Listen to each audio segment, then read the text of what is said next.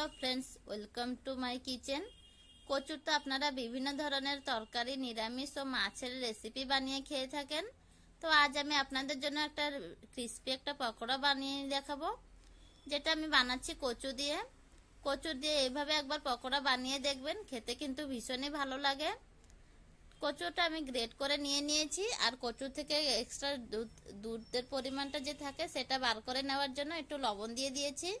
লবণ দিয়ে এখানে কিছু সময়ের জন্য রেস্টে রেখে দিচ্ছি। তো দেখুন এভাবে কিন্তু লবণ দিয়ে রেখে দিলে কিন্তু অনেকটাই এক্সট্রা ওয়াটার বেরিয়ে যাবে। আমি আপনাদেরকে একটু পরেই দেখাচ্ছি।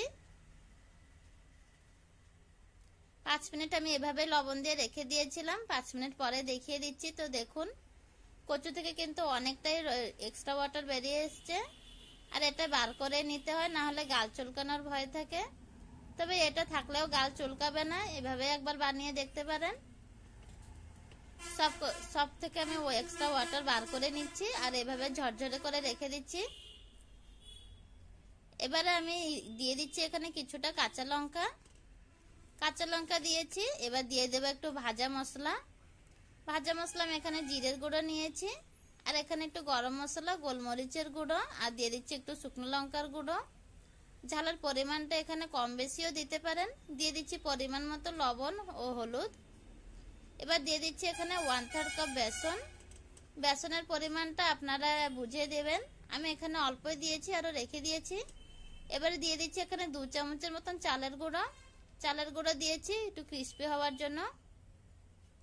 এভাবে ক্রিস্পি পকোড়া বানিয়ে দেখবেন, খেতে কিন্তু ভীষণই ভালো হয়। আর এভাবে কিন্তু কোপ্তা কারি বানানো যায়।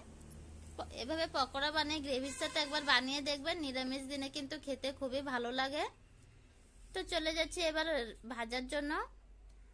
কড়াইতে আমি এখানে একটু তেল দিয়েছি, আর তেলটাও গরম হয়ে গিয়েছে।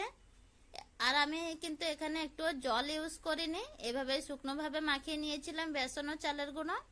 এবার ছোট ছোট করে পকোড়াগুলো ভেজে নিচ্ছি। তো দেখুন বেশি প্রেস করারও দরকার নেই, আর আমি কিন্তু এভাবে অল্প অল্প করে তুলে দিয়ে দিচ্ছি। কিন্তু আপনারা চাইলে বর্ডার শেপেও বানিয়ে নিতে পারেন। আমি যেহেতু এখানে পকোড়া বানাচ্ছি, তো সেই জন্য এরকম ভাবেই দিয়ে দিচ্ছি।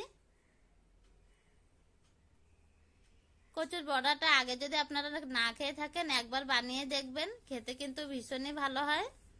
তো দেখুন আমি এবার এপাট ওপাট করে ভালো করে লাল লাল করে ভেজে নিচ্ছি। আর এটা করতে কিন্তু আপনাদের বেশি সময়েরও প্রয়োজন পড়বে না। বিকালে স্ন্যাক হিসাবে বা চায়ের সাথে খেতে পারেন, ভীষণই ভালো লাগবে খেতে। আর অনেকে আছে যাদের কচু খেতে ভয় লাগে গাল চুলকানোর ভয়তে, কিন্তু বড়াটা বানিয়ে নিলে কিন্তু একদমই গাল চুলকায় না, আরো খেতে ভালো লাগে।